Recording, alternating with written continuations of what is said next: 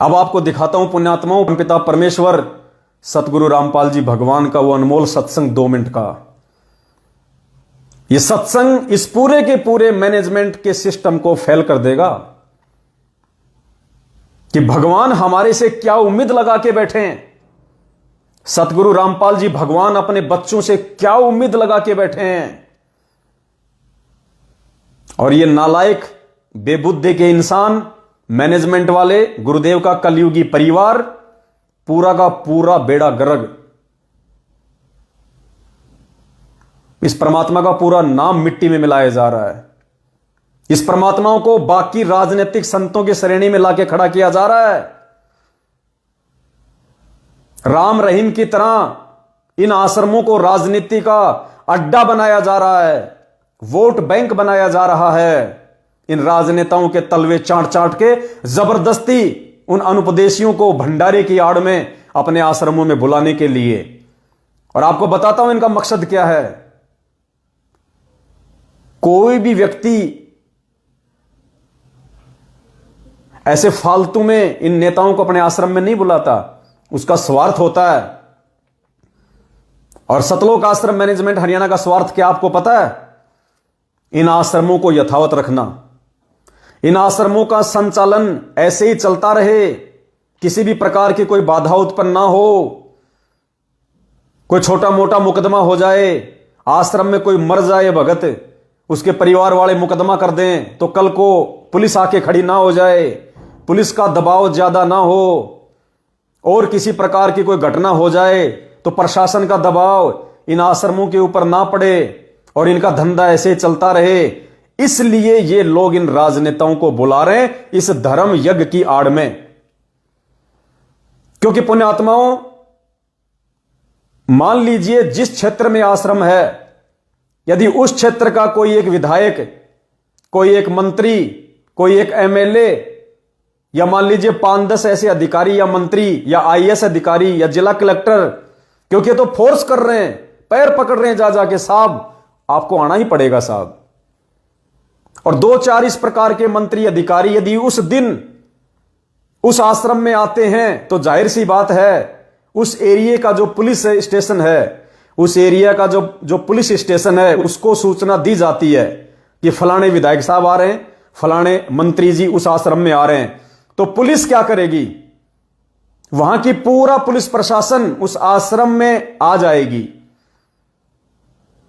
Security के लिए कि मंत्री जी आ रहे हैं। अब एक जिला कलेक्टर यदि उस आश्रम में आएगा तो उस जिले की पूरी जो पुलिस है वो तो उस जिला कलेक्टर के अधीन है। यदि एसपी उस आश्रम में आएगा तो एसपी के नीचे तो पूरी पुलिस है। तो पूरा प्रशासन उस आश्रम के क्षेत्र का वहां आश्रम के वहां आ जाएगा सिक्योरिटी के लिए। और मैनेजमेंट यही चाहता है, मैनेजमेंट यही चाहता है अपने आश्रमों को चलाने के लिए कि ये मंत्री यहां आवे, ये कलेक्टर साहब यहां आवे, ये एसपी साहब हमारे भंडारे में आवे, तो वहां का लोकल जो पुलिस थाना है वो भी आए और आने वाले समय में उस आश्रम की एक इमेज बन जाए उस प्रशासन के सामने, उस थाने के सामने। ये साहब इनके आश्रम में तो बड़े बड़े अधिकारी आते हैं साहब, अरे साहब एसपी साहब भी आए। अब उस थानेदार को क्या पता कि ये तो एक दिन के मेहमान थे, खाली इनकी कोई जानकारी नहीं है। अब वो थानेदार तो ये सोचेगा इन आश्रम वालों के मंत्री साहब से बहुत गहरे संबंध है। थानेदार तो ये सोचेगा कि एसपी साहब से भाई इस आश्रम के संचालक के तो अच्छे संबंध है, भाई एसपी साहब और भंडारा में यहां आए। तो वो पुलिस प्रशासन उस आश्रम को छोटी छोटी बातों के लिए परेशान नहीं करेगा। वो पुलिस प्रशासन उस आश्रम पे उन छोटी छोटी घटनाओं को लेकर ध्यान नहीं देगा।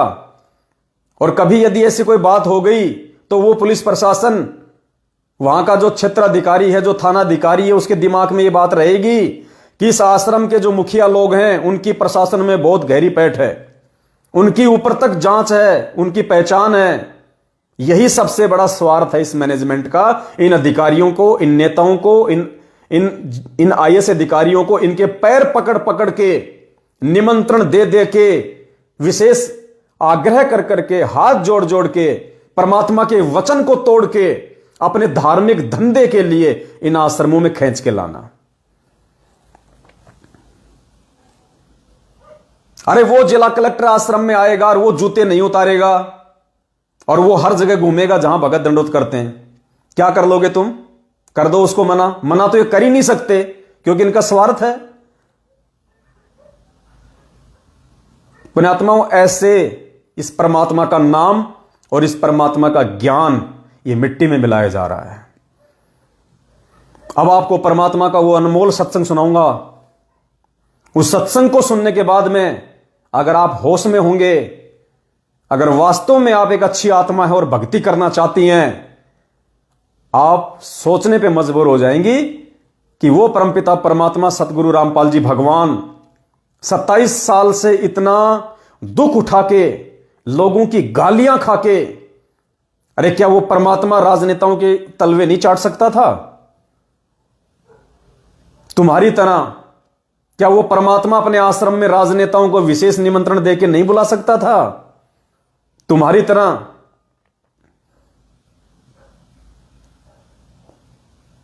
करोथा का मुकदमा चल रहा था, बरवाड़ा में मुकदमा चल रहा था, क्या परमात्मा नहीं बुला सकते थे आसपास के मंत्रियों को, विधायकों को, यह सोच के कि ये मंत्री विधायक यहां आएंगे तो हमारे मुकदमे ठंडे हो जाएंगे, प्रशासन में हमारी पैठ हो जाएगी, लोग हमें परेशान नहीं करेंगे, दुखी नहीं करेंगे। नालायकों, सीखो कुछ अपने भगवान से।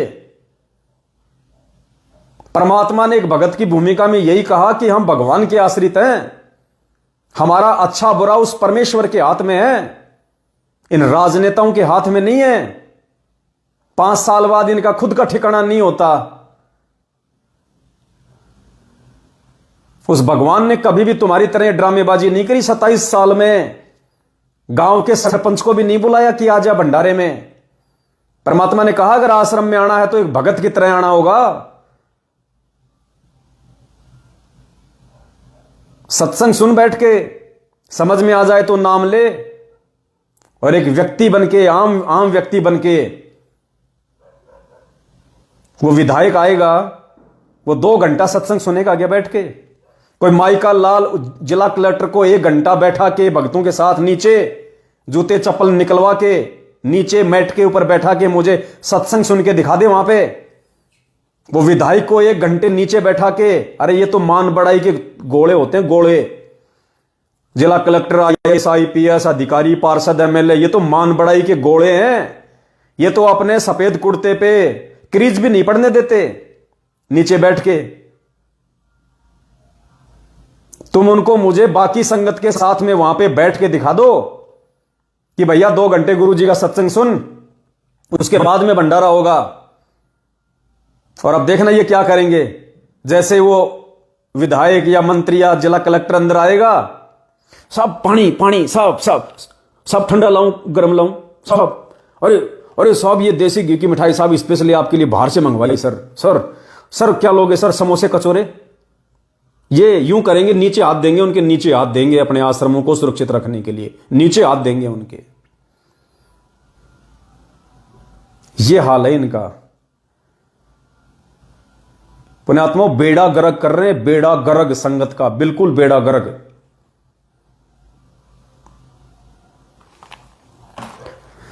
अब आप परमात्मा का वो सत्संग सुनिए।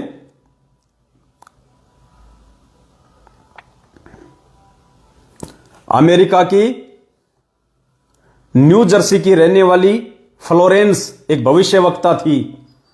उसने जो भविष्यवाणी की थी, उस भविष्यवाणी को आधार बना के परमात्मा ने सन 2013 में सत्संग किया था। और क्या कहा परमात्मा ने इस सत्संग में? पुण्यात्माओं, कान खोल के सुनना इस 1 मिनट के सत्संग को, कान खोल के। इस सत्संग में परमात्मा कह रहे हैं उस भविष्यवाणी के अनुसार कि उस सायरन के भगत, उस परम संत के भगत इन राजनेताओं के ऊपर, इन चांडाल चौकड़ियों के ऊपर, इनको चांडाल चौकड़ी कहा है, जिनको ये हाथ पकड़ पकड़ के ला रहे हैं लड्डू जलेबी खिलाने के लिए, इनको चांडाल चौकड़ी। परमात्मा कह रहे हैं उस भविष्यवाणी को आधार बना के कि ये जो राजनेता है ना, उस संत के भगत, इनके ऊपर अंकुश लगा देंगे कि बहुत दिन तुमने बकवाद कर ली, अब चुपचाप बैठ जाओ या सही दिशा में चलो। पहले सत्संग सुनिए परमात्मा का। वह संत अपनी कल्याणकारी विचारधारा तथा अपने सच्चरित्र प्रबल अनुयायियों की शक्ति से संपूर्ण विश्व में नए ज्ञान का प्रकाश फैला रहे हैं। वह संत अपनी शक्ति निरंतर बढ़ा रहे हैं। उनमें इतनी शक्ति है कि वह प्राकृतिक परिवर्तन भी कर सकते हैं।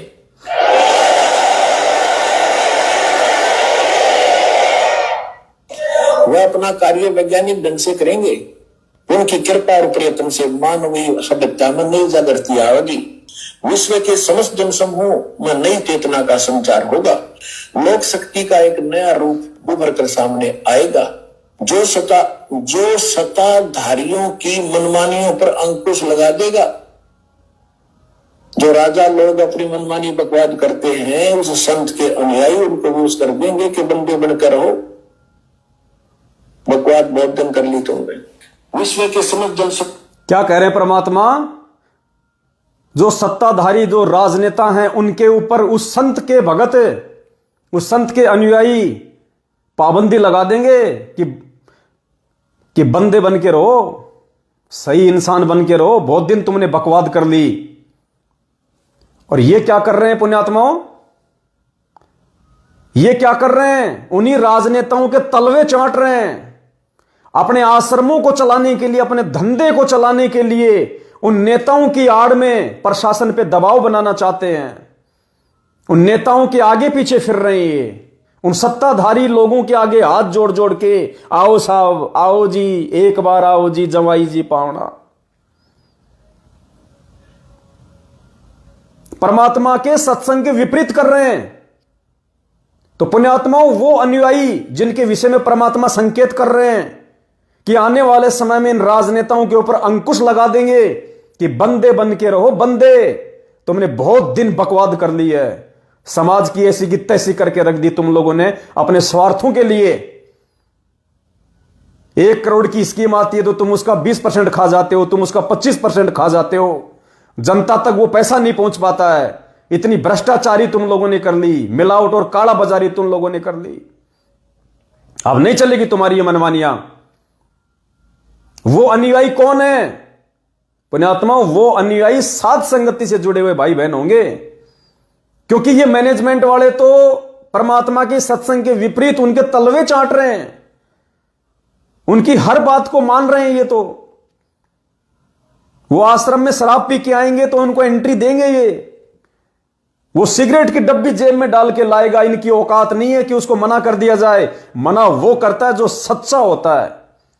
मना वो करता है जो अपने गुरुजी के वचन पे चलता है। मना वो करता है जिसको कोई भय नहीं होता। मना वो करता है जिसका किसी राजनेता से कोई स्वार्थ नहीं होता है। इनका तो सबसे बड़ा स्वार्थ है इन राजनेताओं को आश्रम में बुलाना। ये क्या विरोध करेंगे इन नेताओं का? ये क्या विरोध करेंगे इन सत्ताधारियों का जो खुद इनके पैरों में पड़े हुए हैं? एक बार फिर से सुन लेना, ये परमात्मा के वचन है पुण्यात्माओं। सत्संग से ही निर्णय होगा। अगर आपने भक्ति करनी है, भगत बनना है, सही और गलत का निर्णय करना है, तो दुनिया का कोई जज आपको आध्यात्मिक निर्णय करके नहीं देगा। ये परमात्मा के सत्संग सबसे बड़े जज हैं। इसलिए परमात्मा ने कहा था कि अरबों में कोई हंस हमारा होई रे, खोकापुर में काग मिले दिन दोई रे। ये वो काग हैं, सतलोक आश्रम मैनेजमेंट हरियाणा वाले, वो काग हैं, वो कव्वे जो इन राजनेताओं के तलवे चाट रहे हैं। भंडारे की आड़ में इनको बुला रहे हैं। अरे भंडारा भक्तों के लिए होता है। भंडारा किसी गरीब को कराते तुमने कितने भिखारियों को निमंत्रण दिए जा जाके। अरे ये राजनेता तो रोज तुम तो लड्डू जलेबी खिलाओगे, ये तो बर्फी और कलाकंद, काजू कतली, बादाम कतली खा खा के सोते हैं। ये तुम्हारे लाडू जलेबी खा के क्या वो हो जाएंगे। अरे भंडारा किसी भिखारी को कराया जाता है, भंडारा उसको कराया जाता है जिसको भूख होती है। तुमने रेड लाइटों पे जा जाके, तुमने शहर में जा जाके तुमने कितने भिखारियों को तुमने निमंत्रण पत्र दिए? अरे तुमने किसी भिखारी को निमंत्रण पत्र दिया क्या कि भाई साहब तू बहुत भूखा है, 3 दिन हमारे आश्रम में आ जा, बढ़िया लड्डू जलेबी खाएगा, हैं, परमात्मा का ज्ञान सुनना वहां पे? एक भी भिखारी को तुमने निमंत्रण पत्र दिया क्या? क्योंकि तुम्हारी जितनी भी फोटो सोशल मीडिया पे वायरल हुई है, उन राजनेताओं के आगे हाथ जोड़ते हुए उनको निमंत्रण देके यूं, ये आएंगे साहब, ये आएंगे साहब। एक भी भिखारी को तुमने निमंत्रण पत्र दिया क्या? वास्तव में जिसको भंडारी की जरूरत है, अरे वो भूखी आत्मा भंडारा करती, उसकी आत्मा तृप्त होती, वो आशीष देती। और ये क्या करेंगे? लड्डू जलेबी तो इन राजनेताओं के नौकर भी नहीं खाते, इनके कुत्ते भी नहीं खाते, इन राजनेताओं के कुत्ते भी नहीं खाते लड्डू जलेबी, वो भी काजू कतली खाते हैं। ये तुम्हारे लड्डू जलेबी खाने आएंगे? ये इतने मूर्ख हैं क्या जो तुमने समझ रखा है? इनके घर पे रोज लोग पैकेट ले लेके आते हैं जिनको अपने काम करवाने होते हैं। रोज लोग बादाम, मेवे, काजू, किशमिश पैक कर करके लाते हैं, डब्बे 2-2 किलो के, 3-3 किलो के। इनके घर पे लाइन लगी रहती है सुबह जब ये उठते हैं, उससे पहले जब 20 आदमी अपनी फरियाद लेके आते हैं। कोई कॉन्ट्रैक्टर अपना कॉन्ट्रैक्टर लेके आता है, किसी ने अपना काम करवाना होता है ना, वो मिठाई लेके आता है इनके घर पे रोज। तुम्हारे लड्डू जलेबी खाने आएंगे ये नालायकों। कोई ऐसा प्रचार करते कि साहब विदेशी ब्रांड, अरे साहब विदेश, सपना चौधरी आ रही है साहब, सपना चौधरी, अरे साहब अमेरिका से स्पेशल विस्की मंगाई है। अरे कोई ऐसा ड्रामा करते तो हो सकता है कोई भूला भटका भी जाता। लड्डू जलेबी, ये भगत मूर्ख बन सकते हैं लड्डू जलेबी के नाम पे, क्योंकि मूर्ख हैं, मेंटल हैं, ज्ञान नहीं है इनको। ये भगत मूर्ख बन सकते हैं। ये जिला कलेक्टर, ये आईएएस अधिकारी, आईपीएस अधिकारी, ये मंत्री, पार्षद, जिनके कुत्ते भी लड्डू जलेबी नहीं खाते, ये तुम्हारे लड्डू जलेबी खाने 200 किलोमीटर अपना 2 घंटा समय बर्बाद करके आने का, 2 घंटा जाने का, और 3000 रुपए का डीजल पेट्रोल फूक के आएंगे ये तुम्हारे 20 रुपए के लड्डू जलेबी खाने। अरे मूर्खों, प्रचार प्रसार भी करते तो कोई ढंग की जगह करते, कोई दिमाग लगा के करते, हमारे को फोन कर लिया होता, तुम्हें राय दे देते कोई ढंग की। ये ऐसे भगत समाज का पैसा बर्बाद किया जा रहा है। क्या कह रहे परमात्मा? अंकुश कौन लगाएगा?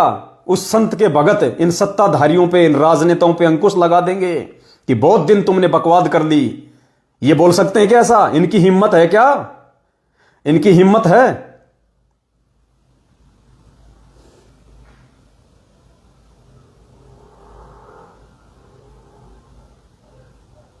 क्या कह रहे परमात्मा? ध्यान से सुनिए। वह संत अपनी कल्याणकारी विचारधारा तथा अपने सच्चरित्र प्रबल अनुयायियों की शक्ति से संपूर्ण विश्व में नए ज्ञान का प्रकाश फैला रहे हैं। वह संत अपनी शक्ति निरंतर बढ़ा रहे हैं। उनमें इतनी शक्ति है कि वह प्राकृतिक परिवर्तन भी कर सकते हैं।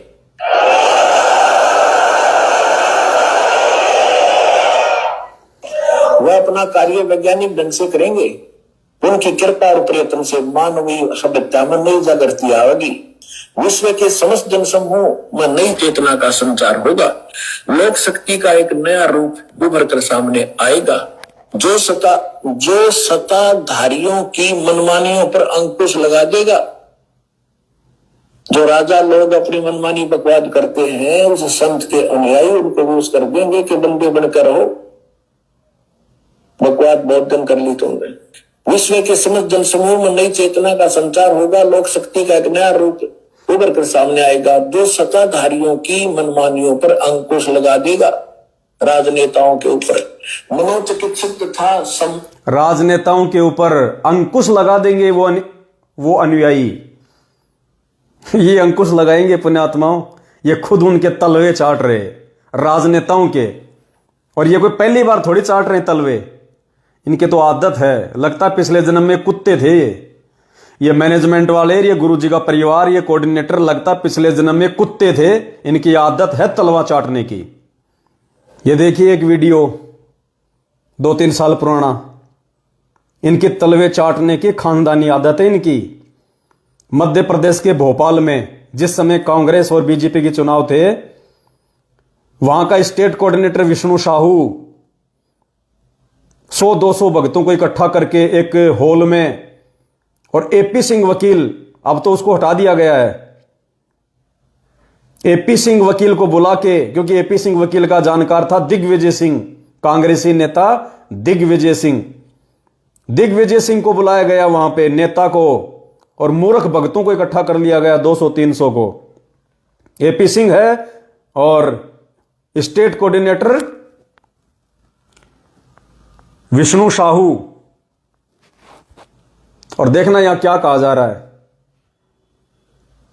उन 200 भक्तों के सामने, उन मूर्खों के टोल के सामने, और एपी सिंह दिग्विजय सिंह को कह रहा है कि ये आपके पोलिंग एजेंट है, पोलिंग एजेंट, ये आपके पोलिंग एजेंट, आपके दलाल, आपके दल्ले। और वो मूर्खों के टोल सुन रहे हैं सामने, बोल नहीं रहा, कोई सवाल नहीं कर रहा कि तूने हमारे को राजनेताओं का एजेंट कैसे बता दिया। एक की भी हिजड़ी की हिम्मत नहीं हुई, एक की भी।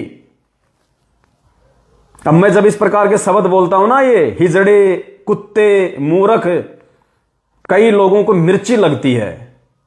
किन लोगों को? जो मेरे साथ में रह चुके हैं। परमात्मा कहते हैं जेता मीठा बोल ही तेता संत ना होए, और खरी खरी बाता कहे संत कावे सोए। किस बात का डर है भाई? मालिक कहते हैं, परमेश्वर की एक वाणी है, निंदा के ऊपर दास के दिमाग से निकल गई है। जैसे को तैसा कहे सो तो निंदा नाही, साचा शब्द कबीर का प्रकट किया जगमाही, और जैसे को तैसा कहे सो तो निंदा नाही। परमात्मा कहते हैं चोर को चोर, मानसिक गुलाम को हिजड़ा, तलवे चाटने वाले को कुत्ता। जैसे परमात्मा ने आर्य समाजी महर्षि दयानंद को क्या कहा था? नशेड़ी। क्यों कहा था नशेड़ी? क्योंकि वो नशा करता था। उससे भी बहुत सारे लोगों को ऑब्जेक्शन है कि इतने महान संत को नशेड़ी क्यों कहता है। जिनको ऑब्जेक्शन है उनको ज्ञान नहीं है। यहां परमात्मा ने हमारे को यह ज्ञान किसी के तलवे चाटने के लिए नहीं दिया है कुत्तों की तरह। परमात्मा ने ज्ञान दिया अपने आत्म कल्याण के लिए, और सच को सच और गलत को गलत कहने के लिए। और मालिक ने कहा कि विदुर के जैसे बनो, विदुर के जैसे। अगर पंचायत में बैठे हो तो सच को सही कहो और गलत को गलत कहो, वरना वहां से उठ के चले जाओ।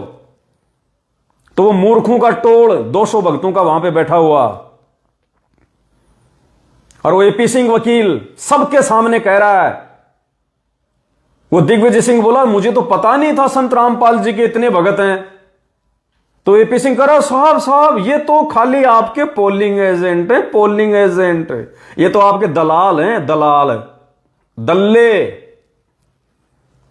सुनिए, मैं नहीं कह रहा, मैं वही कहता हूं जो है, अपनी तरफ से नहीं कह रहा दास। सुनिएगा और विचार करना, नालायकों कौन सी दिशा में जा रहे हो तुम।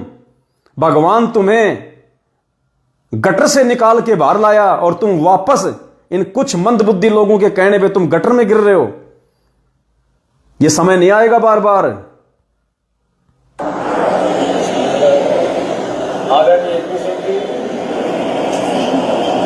आदरणीय विष्णुदास जी, हमारे रामपाल जी महाराज के सभी आदरणीय अनुयायी भाई और बहनों, सबसे पहले तो माफी चाहता हूं देर से आया, लेकिन आप जानते हैं नेताओं के सुबह टाइम पर निकलते हैं, लेकिन धीरे धीरे धीरे धीरे विलम्ब होता चला जाता है। हर आदमी चाहता है कि माफी करो, माफी करो।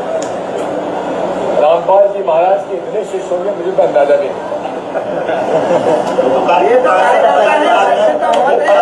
आपके पोलिंग पे एजेंट है, ये पोलिंग एजेंट, पोलिंग एजेंट चाहिए, हमें कुछ भी नहीं चाहिए। हमारी आंख से संसद में रख देना, लगाएंगे सब पैसा हम लगाएंगे।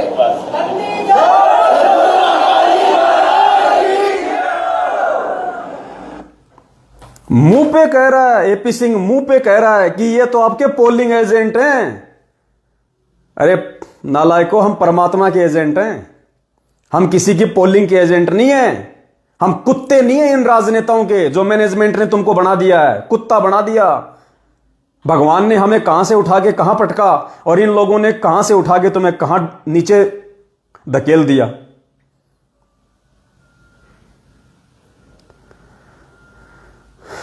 पुण्यात्माओं,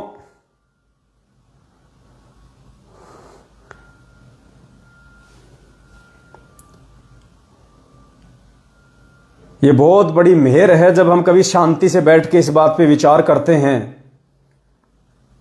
कि हम साध संगति से जुड़े हुए हैं। हम परमेश्वर के इस मिशन का एक जो हिस्सा है साध संगति, हम साध संगति से जुड़े हुए हैं। और साध संगति से जुड़े हुए भाई बहनों के आचार विचार व्यवहार बोलचाल उठना बैठना, और ये सतलोक आश्रम मैनेजमेंट हरियाणा और इनके पीछे लगे हुए भाई बहनों का बोलना चलना उठना बैठना समझना सोचना, रात दिन का अंतर, रात दिन का अंतर। एक ही गुरु के शिष्य हैं लेकिन रात दिन का अंतर है। तो ये छटनी हो रही है। हमने केवल अपने परमपिता परमेश्वर को प्रसन्न करना है। हमने इन लोगों की तरह कोई धंधा नहीं करना।